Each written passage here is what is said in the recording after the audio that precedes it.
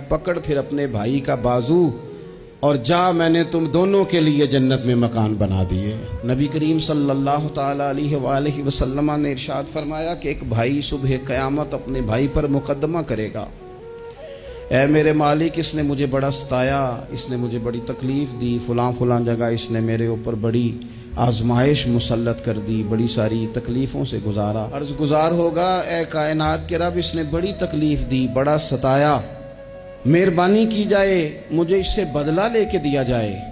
اب بندہ جو سامنے جس پر مقدمہ دائر کیا جا رہا ہے وہ تو مرتے دم تک توبہ کرتا رہا، احساس ہو چکا تھا، ازالے کی کوشش کرتا رہا، لیکن اسے موقع میسر نہیں آیا، حالات ہی ایسے نہیں تھے۔ اب اللہ کے محبوب فرماتے ہیں رب اس مقدمہ کرنے والے سے کہے گا چل اپنے بھائی کو معاف کر دے۔ وہ پھر اپنا دکھڑا سنائے گا، اپنے اس درد کی شدت کو بیان کرے گا جو اس کی طرف سے آنے والی تکلیف پر وہ آزمائش سے گزرا، اس کا اظہار کرے گا کہ مالک میں تو بڑی تکلیف میں رہا ہوں، ایسے معاف کیسے کر دوں؟ تو اللہ کریم فرمائے گا اٹھ، پھر وہ سامنے جنت میں نظر ڈال، وہ مکان دیکھ سامنے، وہ دیکھ کے کہے گا سبحان اللہ، اتنا خوبصورت مکان، اتنا عالی شان محل۔